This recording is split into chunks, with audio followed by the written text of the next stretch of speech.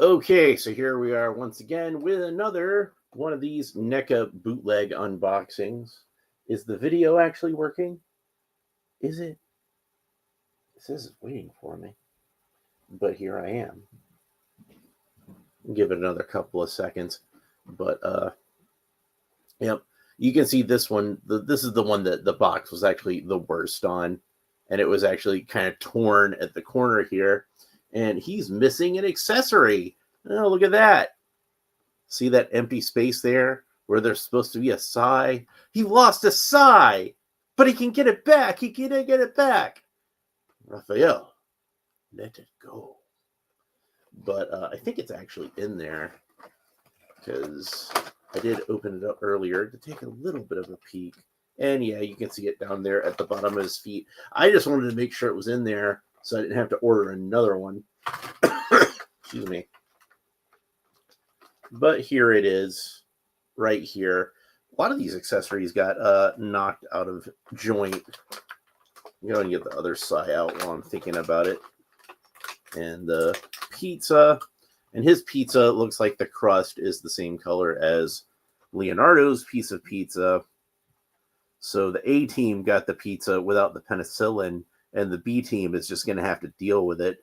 Yeah, like actually his is like slightly darker than Leonardo's, but not quite as dark as Michelangelo and Donatello's slices. So he got his a little extra toasty. Maybe he reheated his in the air fryer. That's how I like to reheat my pizza. And then we've got this kind of open sort of gesturing hand.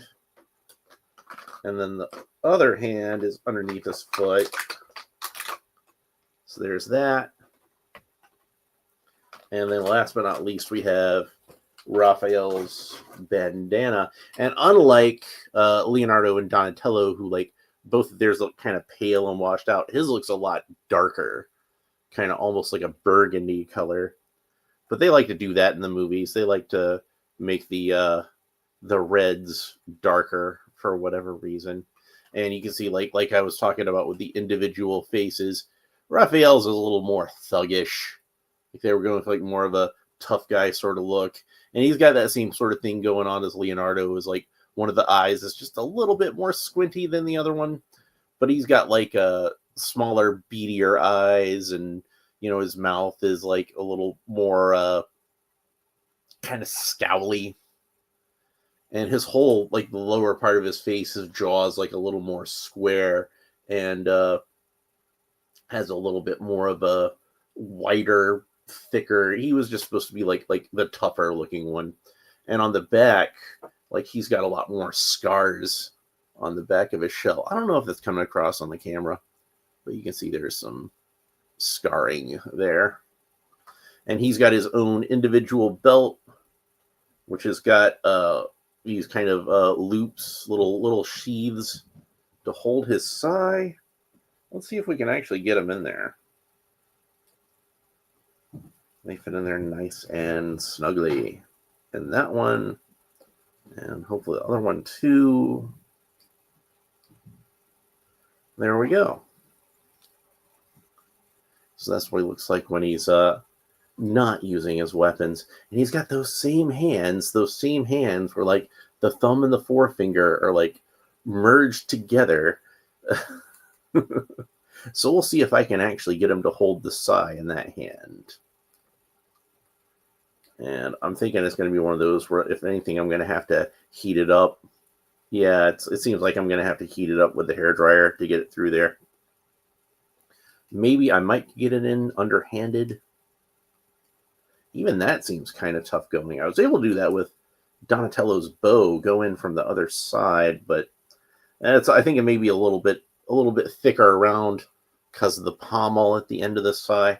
This sai is kind of unusual as far as Raphael's sais go, because you see the wraps extend all the way up from the handle to the two prongs on either side.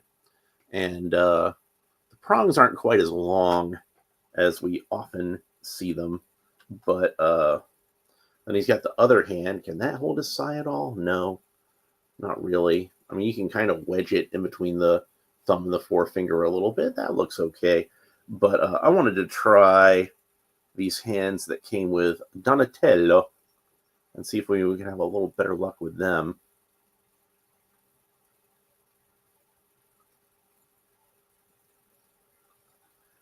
Because those look like they could maybe grip something in the lower finger. No, I dropped the hand. Well, I'll try this one since I've got it here. So I was thinking maybe, just maybe, it might be able to grip the sai fairly well. And hey, look at that. That looks pretty cool. I don't know how well he would hold it in battle though. Like when I say battle, but I'm talking about like when a kid's trying to play with it.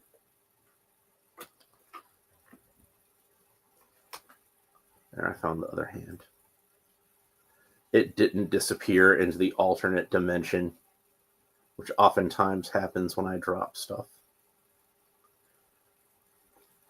But yeah, I think the trick is, I think what I did with the other hand is you got to kind of get the handle into the palm of the hand, right at the crook of the thumb. And hey, look at that. That looks really cool.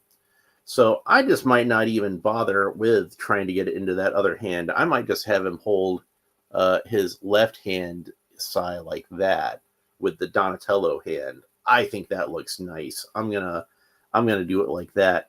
Although I'm not gonna do it like that in the thumbnail because that would be inaccurate. I like to have the thumbnails be like the figures as they look the most naturally before I've done anything to them. Sean Franklin is here, and Sean Franklin says hi right back at you.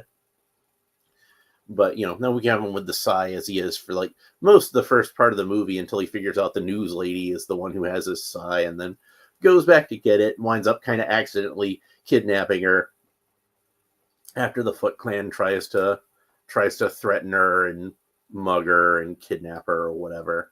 So yeah. And he's got the same sort of like spots and everything that his brothers have. He does have a little more, looks like sort of a yellowish, kind of light green paint spray painted over his nose. Like I said, just because I bought these in a set doesn't mean that they all came from the same factory or the same run or whatever. So they're bound to have some differentiations between them. And it's like the pizza was the main thing I noticed because those pizza crusts are just like completely different colors. So I'm willing to believe that Michelangelo and Donatello both came from the same run. But I'm thinking that Leonardo and Raphael both came from their own unique runs. And by the way, when you get all four of these boys together, then you wind up with half of pizza. You don't even get the whole pizza from getting all four of these guys. And Splinter, I think, comes with a slice of pizza, but it's the one that goes on top of his head. So maybe on this particular day, Casey and April stopped by and they each got a slice. I don't know. Maybe Michelangelo had a couple of extra slices. He seems like he'd be the one that would. Anyway, I'm going to take this back out of here and we will go ahead and talk about the articulation. So Raphael can look up about that far, look down about that far, tilt his head kind of from side to side, rotate the head all the way around. In case I haven't mentioned it, or in case you haven't figured it out, he does have the bandana posability that the other boys have.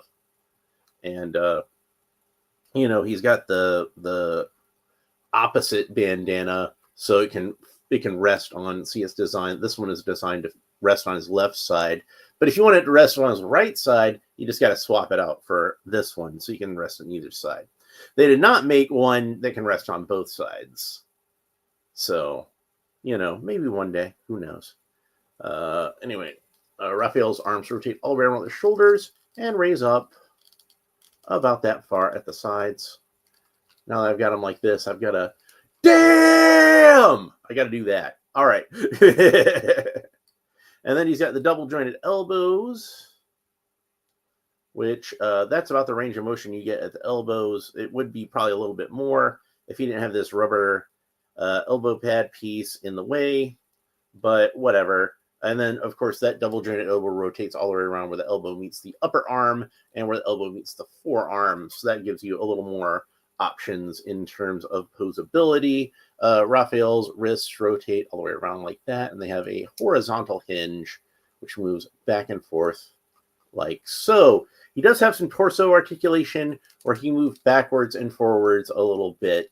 I'd heard that some of these bootlegs don't have that articulation, but this one obviously does, and it is a bootleg. I'm not going to debate that. I'm like 99.9999999% sure that these are indeed bootlegs. They were too cheap to not be bootlegs. And they all have Michelangelo's bio on the back, which that to me is like a dead giveaway. I'm pretty sure that Neca would not have done that, but I'm pretty sure a bootlegger who probably doesn't even speak English and was just copying and pasting whatever it said on the back of the original box, I'm pretty sure they would do that. They just wouldn't care. Where was I? Oh yeah, leg articulation. So Raphael can kick up about this far. The shell kind of gets in the way a little bit. Anybody feel like I'm repeating myself? These are pretty much the same figure as all of each other. They got different heads and different shells. That's the thing. They even have the same hands that actually come on the figure. They have different alternate hands, so that's nice. And I wish this hand would just go to hell. I don't ever want to see this hand again. I know they did Ninja Turtles 2 figures. I don't know how different they are from these, but hopefully they got rid of that hand. Jose Membrane is here. Hi, Jose Membrane. He says, "Happy holidays, Alan." Well, happy holidays to you too. I hope you enjoy. I hope you enjoy the ones that are coming up, because there's a bunch of them around this time, isn't it? You know, like we used to say "Happy Holidays" back in the old days, and nobody had a problem with it. Now people get upset with you specifically say "Merry Christmas" or whatever, and I'm just like, dude, they're wishing you like they're wishing you well. Just go with it. You know, some people like to say "Happy Holidays" because they're talking about like all of the holidays, and you know, you could celebrate more than one. I know people who celebrate both, you know, Christmas and Hanukkah, for example. You know, even if you just celebrate Christmas and New Year's, that's 2 holidays, isn't it? And they're right next to each other. Merry Christmas and Happy New Year is a lot more syllables than Happy Holidays. I'm just saying. They got one word in common there.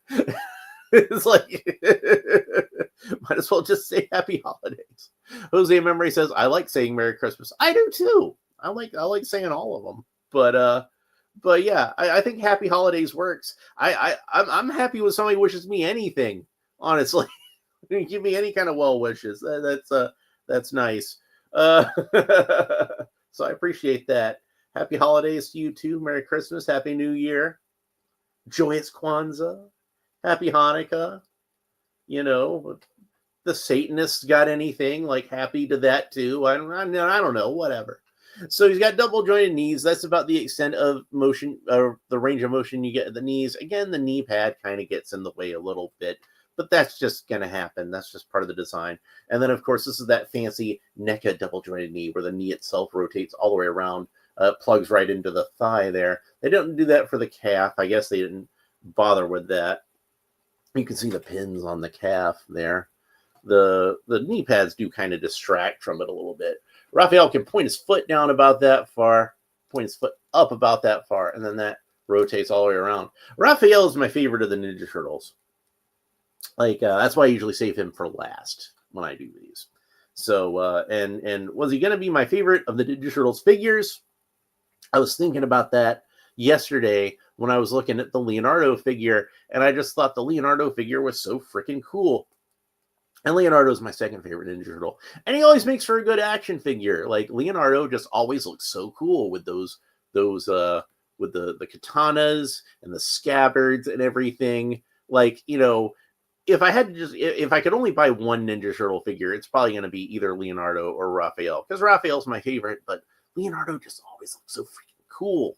So, and then of course we saw yesterday, I didn't bother to bring the movie star Raphael over here, but I probably should have. But I still got Leonardo sitting over here, and again, looks really cool with those 2 samurai swords.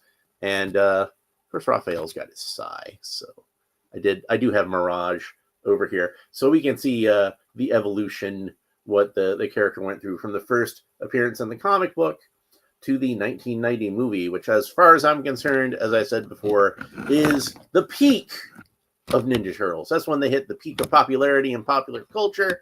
And as far as I'm concerned, it's the finest version of the story. It's the one that I like best anyway. So unfortunately, because of the way that Raphael has the same hands as everybody else, and they're not really designed for it, he can't really hold his sai in too many fancy positions unless you use the Donatello hand, and you can do that. And I think I was able to, with the Raphael hand, even get it to do some cool stuff. You can kind of get it to rest in that Raphael hand in kind of a similar manner. You can kind of pinch it in between the fingers there. I don't think it grips quite as well with that one, though, as the Donatello hand. So probably he should have come with the hands that Donatello came with, I think. So, but it's a really nice figure. I just think they could have done a better job with the hands.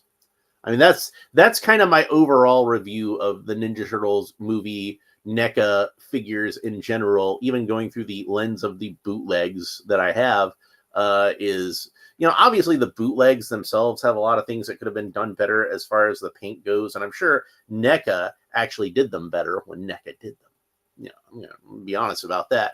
But, I saved a lot of money by getting these. I probably couldn't afford the regular NECA figures at this time. They're too expensive now.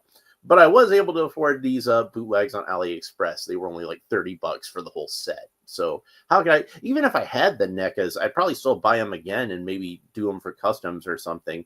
They're worth having. They're decent enough figures. Now, I'm not saying if you can find the NECA for a good price, get those, because those are going to be better, obviously. But they actually did put some effort in doing these as well as they possibly could. Anyway, we're done with Ninja Turtles now, for now. I still have more Ninja Turtles figures on the way, but and I still have one here that I need to open that I'd just gotten recently, which was Casey Jones, the Mirage version of Casey Jones, and he's a nice looking figure. But we're going to save that for later, because I've got specific plans for this guy. I've got an idea. I got an idea brewing in the old noggin here as to what I want to do with that. So that's gonna wait. That's gonna wait for a little bit. And besides, I got like a whole bunch of other stuff to open up that I've been needing to get to. We got a ton of G.I. Joe classified and Super 7 G.I. Joe Reaction Plus stuff that we need to open up. So we got a bunch of those, and I've got a couple of Marvel Legends Spider-Man figures that I want to open up. So anyway, that's it for this episode. Hope you enjoyed it. If you did, please make sure that you like and subscribe and all the other fun YouTube stuff down below. Leave a comment. Let me know what you think about this figure and the character of Raphael in general, and whether or not you agree with me that the 1990 Ninja Turtle movie is the best version of the story. So you may agree with me, you may disagree with me, but I'm interested to hear what you have to say regardless. Anyway, that's it for this episode. Hope you enjoyed it. We will talk to you next time. Bye.